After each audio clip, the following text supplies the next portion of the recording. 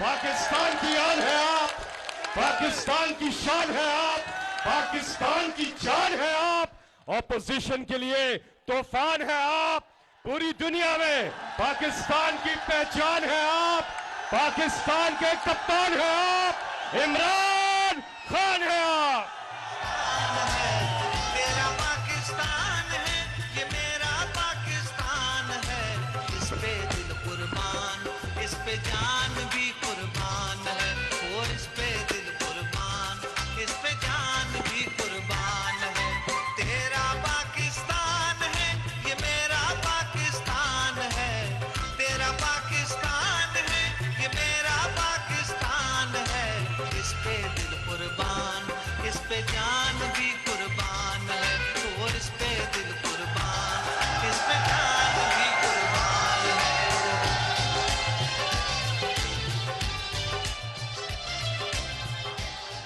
बिस्मिल्लाहिर्रहमानिर्रहीम। इय्याका नअबुदु व इय्याका नस्तईन। मानसेरा,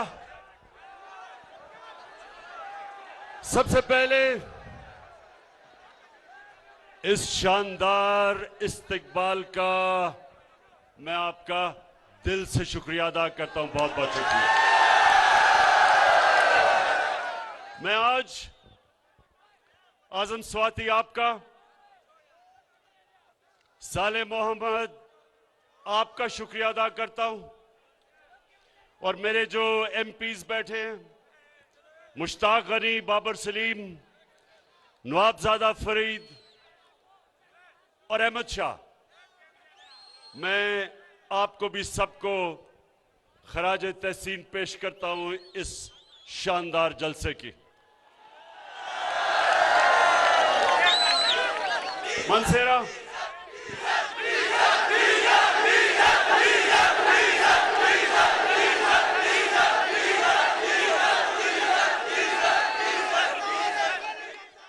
मैं हर जलसे में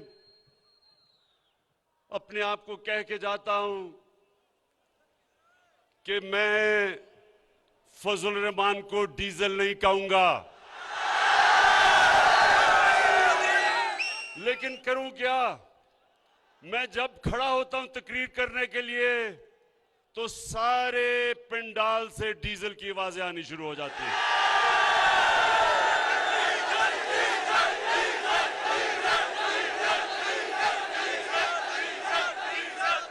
बुरे और मुश्किल वक्त में मैंने पूरी कोशिश की कि डीजल की कीमत कम की जाए। इस वक्त ये मानसेरा, आप बाशऊर लोग हो, आप समझते हैं। मैं अभी बैठ के देख रहा था, एक एक चीज जो यहां बोली जाती थी सबको समझती। तो आपने गौर से जरा मेरी बात सुने कि देखें मैं जब अपने अल्लाह और रसूल की बात करता हूं और अपने दीन की बात करता हूं, ये ऊपर वाला गवाह है। मैं कभी ना वोट लेने के लिए उनका नाम लेता हूं, ना किसी तरह लोगों को अपनी तरफ खींचने के लिए उनके नाम लेता हूं। ये मेरा ईमान है। नौजवानों, ये सुन लो मेरी बात। मैं वो इंसान हूं जो सारी दुनिया फिर चुका है। मैं वो पाकिस्तानी हूं जो दुनिया का, क्रिकेट की दुनिया का सुपरस्टार रह चुका है। कहने का मतलब ये मानसेरा, और मैं खास तौर पे, देखें, मैं नौजवानों से खास तौर पे मुखातिब इसलिए हूं कि मेरे नौजवानों, आप पाकिस्तान का मुस्तकबिल हो। आपको मैं अपने तजर्बे से मैं ये सिखाना चाहता हूं कि सही रास्ता कौन सा है, आपकी अजमत का रास्ता कौन सा है और आपकी तबाही का रास्ता कौन सा है।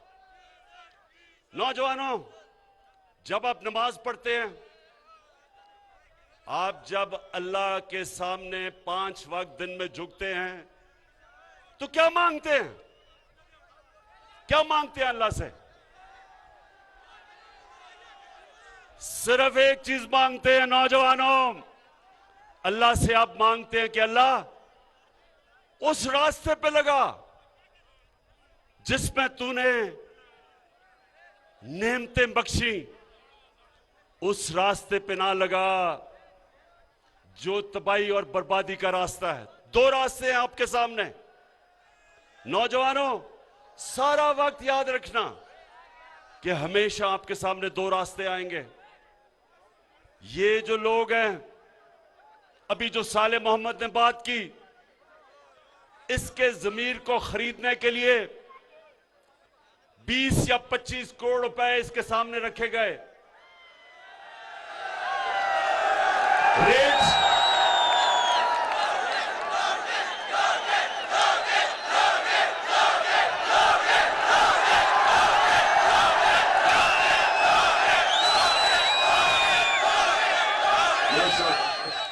समझते आप? तो नौजवानों, इस वक्त ये जो इस्लामाबाद में मंडी लगी हुई है, इसमें लोगों के जमीर को खरीदने के लिए 20 और 25 करोड़ की ऑफर दी जा रही है। अब ये मैं आपके सामने, ये जो लोगों को खरीदने की कोशिश की है, तो साले मोहम्मद के सामने भी 2 रास्ते थे। एक रास्ता था कि ये पैसे ले ले और कहे जी इमरान खान तो बड़ा बुरा आदमी है और मुझे अभी पता चला है, मेरा जमीर जाग गया कि ये तो बहुत बुरा आदमी है, इसलिए मुझे तो पता ही नहीं था कि ये इतना बुरा है। मुझे तो अब पता चला है कि पीटीआई ने तबाह कर दिया पाकिस्तान। तो एक तो ये रास्ता है, पैसे पकड़े और कहे जी मुझे मेरा जमीर जाग गया इसलिए मैं उधर जा रहा हूं। एक दूसरा रास्ता है, वो दूसरा रास्ता नौजवानों मुश्किल रास्ता है, लेकिन वो आपके नबी सल्लल्लाहु अलैहि वसल्लम का रास्ता है। आपके नबी का रास्ता आसान नहीं था, हर किस्म की मुश्किलें अल्लाह ने उनको पर डाली। अल्लाह के हबीब थे, सबसे ज्यादा इंसान जिससे अल्लाह प्यार करता था वो हमारे नबी सल्लल्लाहु अलैहि वसल्लम थे। उनका आसान रास्ता नहीं था। जो सच और हक का रास्ता नौजवानों, वो आसान नहीं होता, मुश्किल होता है। सारा वक्त ये चूहे मिलके आपको बुरा भला कहते हैं, गालियां निकालते हैं, जमा होके डराते हैं, ब्लैकमेल करते हैं। लेकिन नौजवानों, इंसान की अजमत का रास्ता ही मुश्किल रास्ता है। आसान रास्ता जो हम समझते हैं कि जी 20 करोड़ रुपया पकड़ लिया और हमारी जिंदगी आसान हो जाएगी। नौजवानों, अल्लाह ने कुरान में 3 चीजें वाज़ेह लिखी हुई हैं कि जितना पैसा आप जिंदगी में बनाएंगे वो अल्लाह के हाथ में है, कोशिश इंसान के हाथ में है, लेकिन कितनी आपकी रिस्क होगी वो अल्लाह के हाथ में है। दूसरा कि इज्जत अल्लाह के हाथ में है, जिल्लत अल्लाह के हाथ में है। ये जो लोग समझते हैं कि आपको बुरा भला कह के आपको इंसान जलील कर सकता है, कोई इंसान को जलील नहीं कर सकता, क्योंकि इज्जत अल्लाह ने अपने हाथ में रखी हुई है। और जिंदगी मौत, सबसे ज्यादा इंसान को खौफ मौत का होता है। अल्लाह ने इंसान को आजाद कर दिया है। वो कहता है कि किस टाइम पे तुम दुनिया से जाओगे ये अल्लाह ने अपने हाथ पे रखा है, इसलिए अल्लाह ने आपको आजाद कर दिया है। कुरान में वो कहता है कि जो लोग ईमान ले आए मैं उनके खौफ दूर कर देता हूं। एक बुज़दिल आदमी वो होता है जिसमें ईमान नहीं होता, ईमान वाले की निशानी होती है, उसकी कोई कीमत नहीं होती, उसके ज़मीर को कोई खरीद नहीं सकता, उसको कोई डरा नहीं सकता। तो मैं साले मोहम्मद आज आप सबके सामने आपको इसलिए खराज तहसीन पेश करता हूं कि 20 करोड़ क्या 50 करोड़ भी आपको वो ऑफर करते, आपने नहीं जाना था उनके साथ। अच्छा नौजवानों, अब पहले तो मैं आज अल्लाह के सामने उसका शुक्र अदा करता हूं कि मैं सुरखरू हूं। क्यों? कि उसने मेरे से और मेरी गवर्नमेंट से वो काम लिया जो 50 साल से किसी से, कितनी हुकूमतें आई, 57 मुसलमान मुल्क हैं, लेकिन उसने पाकिस्तान और मेरे से वो काम लिया कि यूनाइटेड नेशंस के अंदर हमने जाके रेजोल्यूशन पास की कि जो इस्लाम के खिलाफ, जो हमारे नबी सल्लल्लाहु अलैहि वसल्लम की शान में गुस्ताखी करते थे, हमारी हुकूमत ने जाके यूएन में कहा है कि ये 15 मार्च हर साल इस्लामोफोबिया के खिलाफ सारी दुनिया में यूनाइटेड नेशंस दिन बनाएगी। और ये जो अब तक हमें तकलीफ दी जाती थी, आजादी राय के नाम पे, फ्रीडम ऑफ एक्सप्रेशन के नाम पे हमारे नबी सल्लल्लाहु अलैहि वसल्लम की शान में गुस्ताखी की जाती थी, अब यूनाइटेड नेशंस यानी सारी दुनिया की कम्युनिटी ने यह फैसला किया है कि आजादी राय के पीछे छुप के आप 1.5 अरब मुसलमानों को तकलीफ नहीं पहुंचा सकते। तो मैं ये मनसेरा वाले मुझे ये बताएं कि 30 साल से फजल रहमान सियासत कर रहा है दीन के नाम पे, उसने क्यों नहीं ये किया?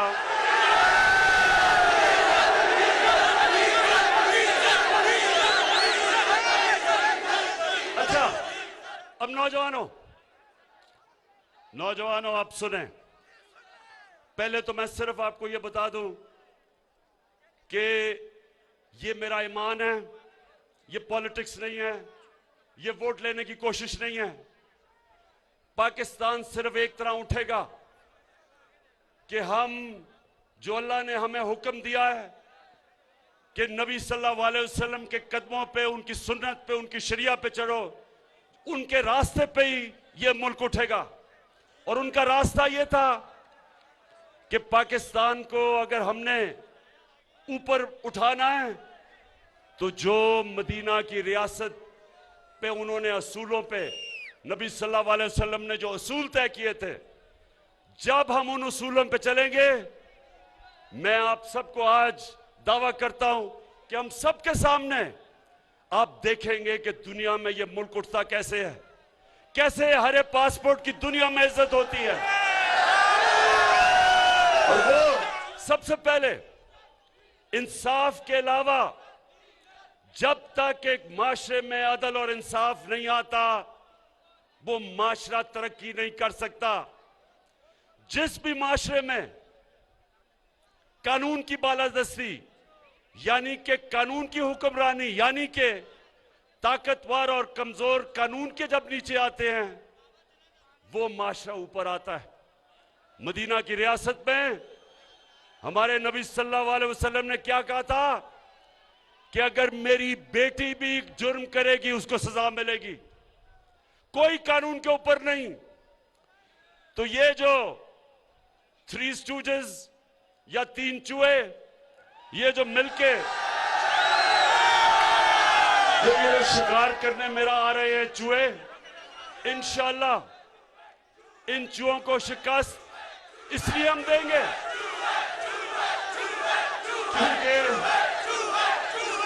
क्योंकि ये चाहते हैं क्या, ये एक चीज चाहते हैं कि किसी तरह इमरान इनके करप्शन के केसेस खत्म कर दे, इनको एनआरओ दे दे जो जनरल मुशर्रफ ने इनको एनआरओ दिया था। सारी जंग ये है, अदम एतमाद की जंग का सिर्फ एक मकसद है कि किसी तरह, जिस तरह जनरल मुशर्रफ ने इनकी करप्शन के केस माफ किए थे, इमरान खान भी वो कर दे। और जिस दिन, नौजवानों आप गवाह रहना, जिस दिन मैंने इनके करप्शन के केस माफ किए, मैं पाकिस्तान से सबसे बड़ी गद्दारी करूंगा। लाल मेरी पत रखियो बला झूले लाल, ओ लाल मेरी ओ। दूसरी, मदीना की रियासत फलाही रियासत थी, और इंशाअल्लाह जिस रास्ते पे हम लगे हुए हैं, मेरा ये ईमान है कि ये दुनिया में हम, खास तौर पे मुसलमान दुनिया में, पाकिस्तान मिसाल बन जाएगा कि कैसे एक इंसानियत का निजाम होता है, कैसे रियासत अपने कमजोरों की देखभाल करती है, कैसे वो अपने वो तबका जो पीछे रह गया है उसको ऊपर कैसे उठाती है, कैसे जैसे हमने हेल्थ कार्ड लेके आए हैं। नौजवानों, ये आप जाके दुनिया में देखें, कितने मुल्क हैं जिधर हर खानदान को हम हेल्थ इंश्योरेंस दे रहे हैं 10 लाख रुपए की, कि किसी भी अस्पताल में जाके अपना इलाज करवा सकते हैं। महंगे महंगे अस्पताल हैं, प्राइवेट हॉस्पिटल, कोई आम आदमी सोच भी नहीं सकता था कि वो उस दरवाजे के अंदर भी जा सकता है। अब मजदूर, किसान, वेल्डर, जो भी तनख्वाहदार गरीब तबका है, उनके घर में हेल्थ कार्ड होगा, किसी भी अस्पताल में जाके अच्छे से अच्छे अस्पताल में जाके अपना इलाज करवा सकते हैं। ये पहला कदम है फलाही रियासत की तरफ। फिर हमने एहसास के प्रोग्राम शुरू किए। सबसे पहले हम 2 करोड़ खानदानों को जो गरीब तरीन है, हम 14,000 रुपया दे रहे हैं खानदान को, ताकि अपना वो घर संभाल सके। फिर महंगाई के दौर में 2 करोड़ खानदान को हम 30% रियायत दिलवा रहे हैं घी, आटे और चीनी में। फिर एक बीमारी है जिसको कहते हैं स्टंटिंग, यानी बच्चा अपने पूरे कद पे नहीं पहुंचता क्योंकि ग़िज़ा नहीं मिलती। वो पहली दफा पाकिस्तान में हमने प्रोग्राम शुरू किया एहसास के नीचे। लेकिन कामयाब पाकिस्तान में सबसे मुझे जो खुशी है, इस वक्त 20 लाख खानदानों के लिए, हर खानदान में जो गरीब तरीन खानदान है, सबसे पहले 20 लाख रुपया सूद के बगैर दे रहे हैं कि अपना घर बना सके। दूसरा, 5 लाख सूद के बगैर कर्जा दे रहे हैं कि या किसान अपने खेती बाड़ी में लगा सके और या शहर में अपनी कोई दुकान खोल सके।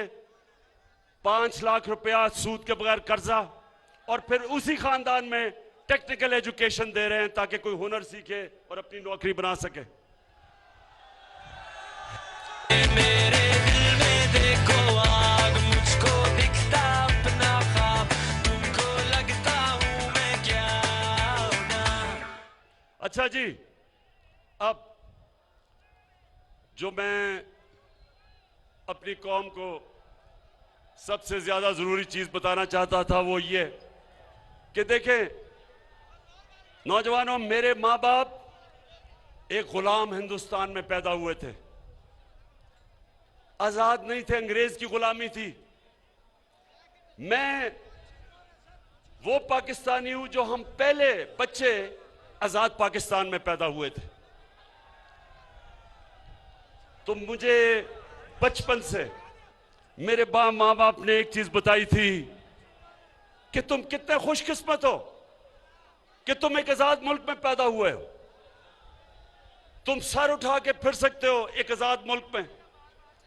बड़ी मुश्किलात थी शुरू में जब पाकिस्तान बना, बहुत ज्यादा हिंदुस्तान से रेफ्यूजीज आए, पैसे नहीं थे, मुल्क चलाने के लिए पैसे नहीं थे, लेकिन बड़ा जोश और जज्बा और जुनून था कि हमने पाकिस्तान को खड़ा कर दिया।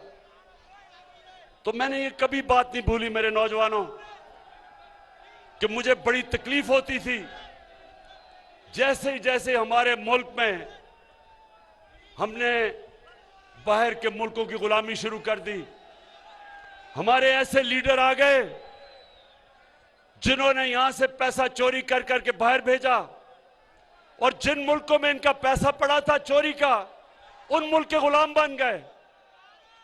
हमारे मुल्क में 2008 से 2018 तक हम जिस मुल्क के लिए जंग लड़ रहे थे, अमेरिका के लिए, हमारे लोग मर रहे थे उस जंग में, 80,000 पाकिस्तानी मरे। लेकिन उसी जिसके लिए जंग लड़ रहे थे उसने 400 ड्रोन हमले किए हमारे मुल्क के ऊपर। और ये जो 3 चूहे में से 2 चूहे तब सरबराह थे। कभी इनको कोई शर्म नहीं आई कि जिस मुल्क के लिए आप कुर्बानियां दे रहे हैं वो आपके मुल्क पर हमला कर रहा है। कम से कम मुंह से बोले तो सही कि दुनिया में कोई मिसाल ही नहीं इसकी। लेकिन जो अपनी दौलत के गुलामों, जिन्होंने चोरी करके पैसा मगरबी बैंकों में और ऑफशोर अकाउंट्स में रखा था, उनके अंदर कभी जुर्रत नहीं आई और एक दफा उन्होंने मजम्मत नहीं की, और पाकिस्तानियों को हर किस्म की जिल्लत उठानी पड़ी। तो मैं जब प्राइम मिनिस्टर बना, मेरा पहला यह था कि कभी आगे से मेरा मुल्क किसी की गुलामी नहीं करेगा। हम दोस्ती सबसे करेंगे, सबसे दोस्ती करेंगे। हिंदुस्तान से भी तब दोस्ती करेंगे जब वो कश्मीरियों से इंसाफ करें, और वो जो उन्होंने 5 अगस्त 2019 को कश्मीर के अंदर गैर कानूनी और इंटरनेशनल कानून तोड़ के और कश्मीरियों के हुकूक खत्म करके जो उन्होंने किया था, उनसे भी बात करने के लिए तैयार हैं। लेकिन पहले कश्मीर के स्टेटस को वापस लेके जाए। लेकिन हमारी किसी इंसानों से दुश्मनी नहीं, लेकिन इस मुल्क को हम कभी किसी के सामने झुकने नहीं देंगे, किसी की गुलामी नहीं करेंगे। हमारा मुल्क का बनने का नारा था पाकिस्तान का मतलब क्या, और ला इलाहा इल्लल्लाह का मतलब ये कि ए अल्लाह सिवाय तेरे अगर हम किसी के सामने झुकेंगे वो शिर्क है। और इंशाअल्लाह ये आप देखेंगे कि मैं आपको ये साबित करके दिखाऊंगा कि दुनिया में हरे पासपोर्ट की इज्जत होगी। अच्छा,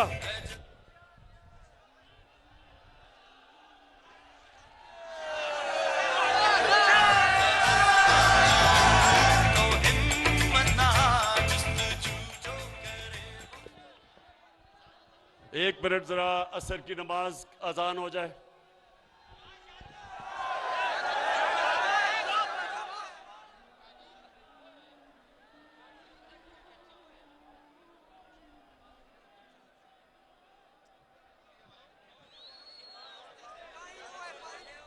आवाम का जम्मे गफीर वज़ीर आज़म इमरान खान मानसेहरा में जलसे-आम से इस वक्त खिताब कर रहे हैं। लाइव मनाजिर आप अपने टेलीविजन स्क्रीन पर देख रहे हैं। आज़ान असर का वक्त हुआ चाहता है, जिसकी वजह से कुछ वक्त के लिए ब्रेक लिया गया है। आवाम का जम्मे गफीर है, इस वक्त इंतहाई जोशो खरोश पाया जाता है। वज़ीर आज़म इमरान खान ने आज़ान असर के लिए कुछ वक्त मांगा है, जिसकी वजह से यहाँ पर खामोशी है, और कुछ देर बाद वज़ीर आज़म फिर अपना खिताब दोबारा शुरू करेंगे। अपने खिताब में वज़ीर आज़म का उसके बाद सब नमाज पढ़ेंगे जाके।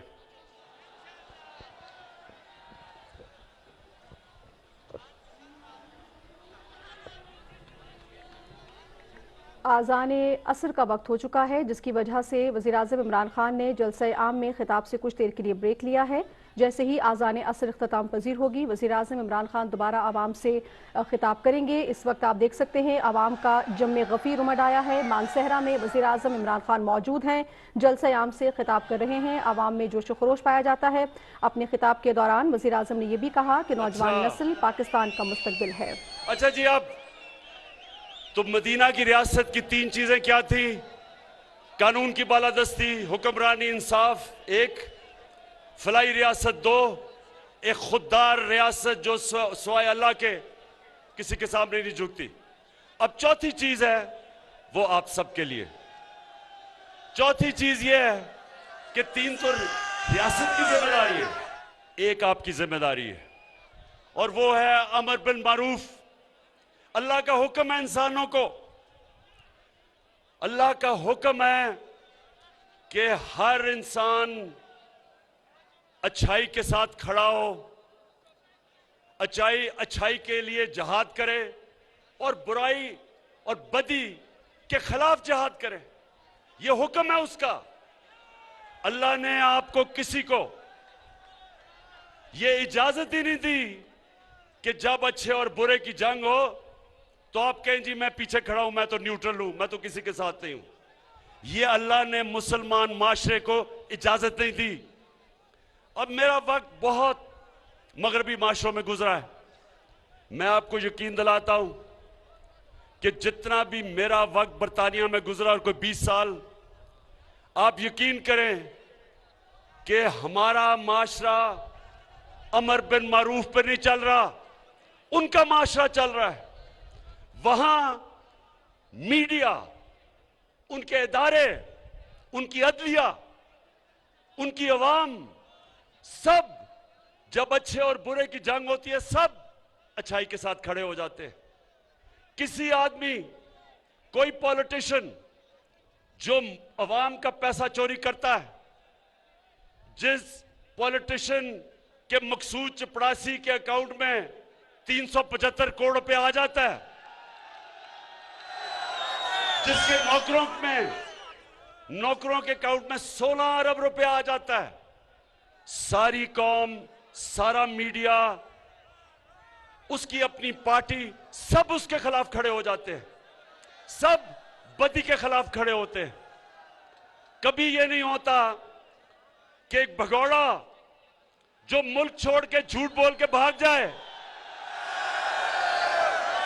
जो अदालत उसको मुजरिम करार दे, उसके बाहर पैनमा का इंकशाफ हो और उसके पकड़ा जाए कि जी बेटी के नाम पे 4 अरबों रुपए के महलात खरीदे हुए लंदन में, सबसे महंगे इलाके में, और फिर अदालत उसको सजा दे, फिर वो झूठ बोले। पहले मुशर्रफ के दौर पे झूठ बोल के गया कि मैंने कोई सऊदी अरेबिया से मुआहदा नहीं किया, और फिर इस बारी कि जी मैं बीमार हूं, बहुत मरने लगा हूं, फिर झूठ बोल के चला जाए।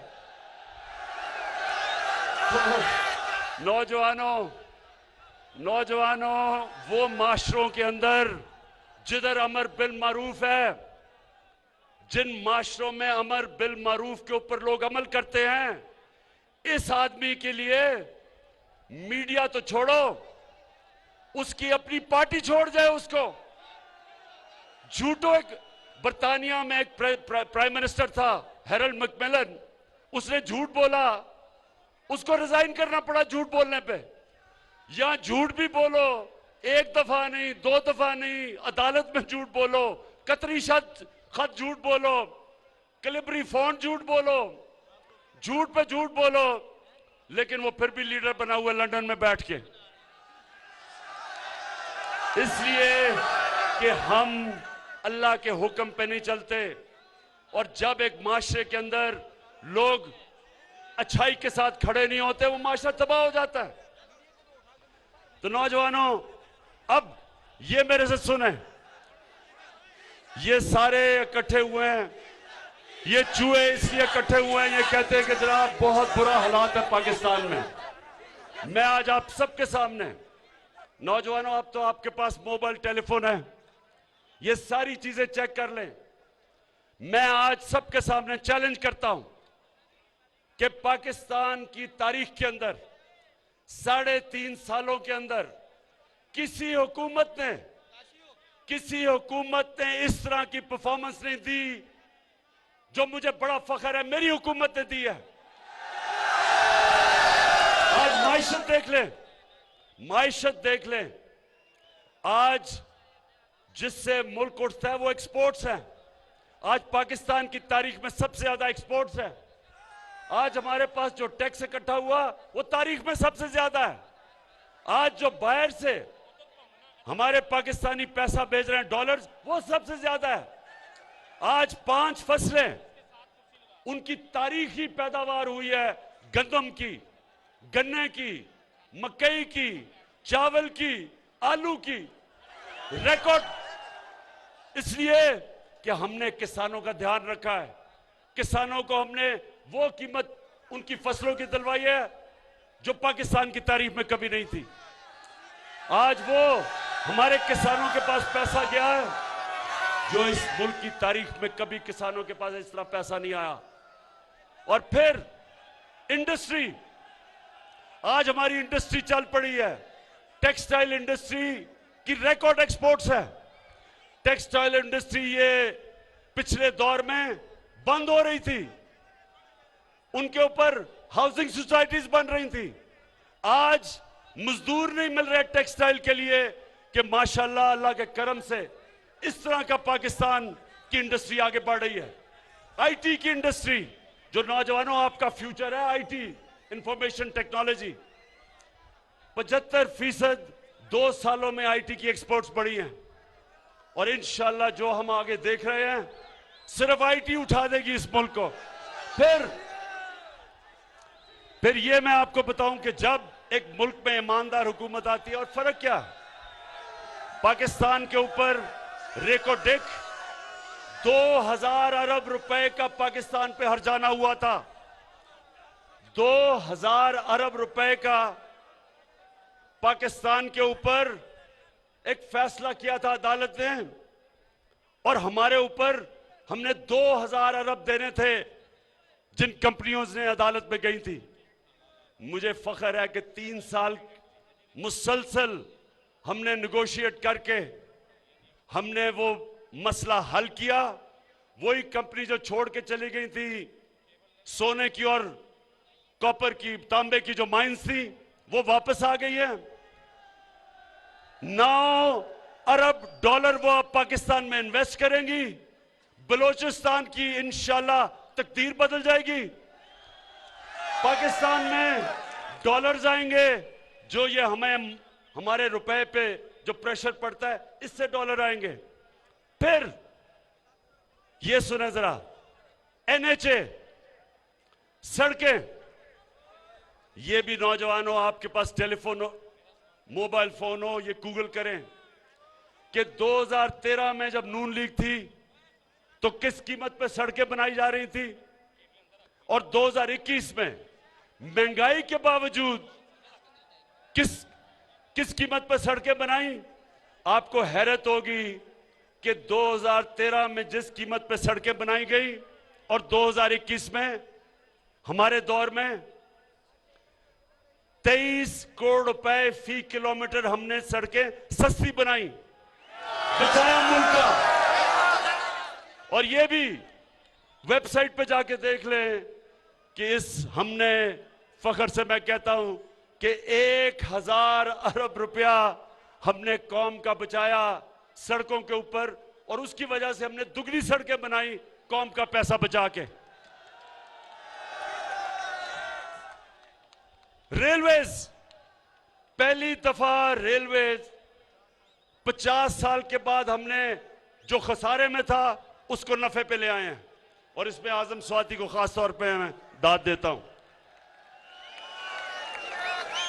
और फिर नौजवानों, हमने जो कॉन्ट्रैक्ट्स पिछली गवर्नमेंट ने साइन किए थे गैस पे और बिजली पे, हमने उनको फिर से आईपीपीज के साथ नेगोशिएट किया, कतर के साथ एक नया गैस का कॉन्ट्रैक्ट साइन किया, और 700 अरब रुपया अगले 10 साल में आपका कौम का बचाया है। ये पैसा आप पे लगेगा, ये जितना भी पैसा बचता है वो आप पे लगता है। तो आखिर में मानसेरा, आखिर में मैं इस जबरदस्त जुनूनी जलसे का आपका शुक्रिया अदा करता हूं।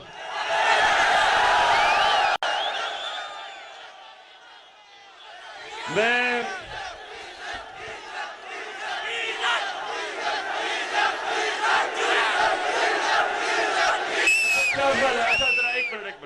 हाथ उठा के जरा मुझे बताओ,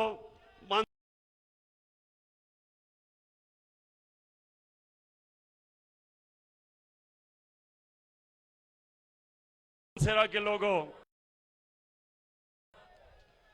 कि ये 3 चूहे जो करने चले हैं शिकार, ये कामयाब हो जाएंगे?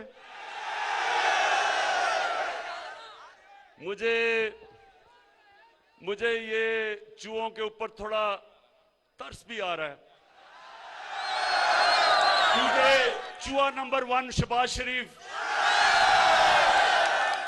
उसने अपनी अचकन सलवा ली थी, प्राइम मिनिस्टर के ख्वाब देख रहा था, बड़े बड़े उसने बयान दिए कि जी यूरोपियन यूनियन के इमरान को तनकीद नहीं करनी चाहिए थी। फिर जी कि मैं अगर होता तो मैं एब्सोल्युटली नॉट ना कहता, मैं अमेरिकनों को नाराज ना करता, मैं तो अमेरिकन देखूं या यूरोपियन देखूं या कोई भी बूट देखूं, मैं तो पॉलिश करने शुरू कर देता हूं। शहबाज शरीफ, तुम्हारा नाम तो मैं चेरी ब्लॉसम रख देता हूं, वो जो पॉलिश नहीं होती, जो ये लोगों के जूते पॉलिश करता है सारा वक्त कि जी मुझे किसी तरह वजीर आजम बना दो। शहबाज शरीफ, वो तो अचकन को संभाल के रख लो, क्योंकि वो मेरे ख्याल में आपको किसी और को देनी पड़ेगी, क्योंकि शरीफ खानदान के दिन इस मुल्क को चोरी करके लूटने के चले गए हैं। और शरीफ खानदान तो अब ऐसे लग रहा है कि ये अब लंदन में जाके सियासत करेंगे, और अगर ये लंदन चले गए ना, ये सुने जरा, अगर इन्होंने इंग्लैंड में सियासत की तो मुझे यकीन है कि थोड़ी देर के बाद इंग्लैंड पाकिस्तान से कर्जे मांगेगा, क्योंकि कहेगा हमारा दिवालिया निकाल दिया। अच्छा मानसेरा, अब आप 27 तारीख को इस्लामाबाद में मैं सारी कौम को दावत दे रहा हूं, और कौम को मैं क्या कह रहा हूं कि मैं अपनी कौम को यह कह रहा हूं कि हमारे नौजवानों के लिए,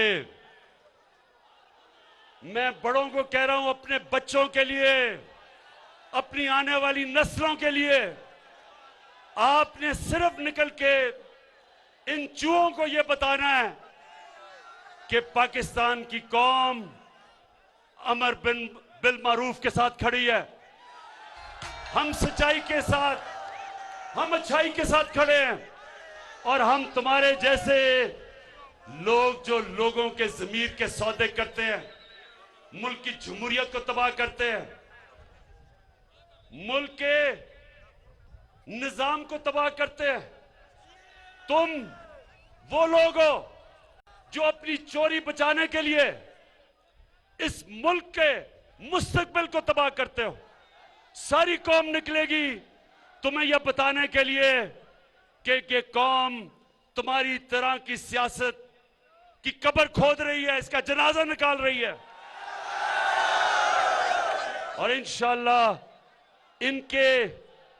इनकी जनाजे के ऊपर एक नया पाकिस्तान खड़ा हो रहा है। वो पाकिस्तान जिसकी वजह से यह मुल्क बना था, जिसकी वजह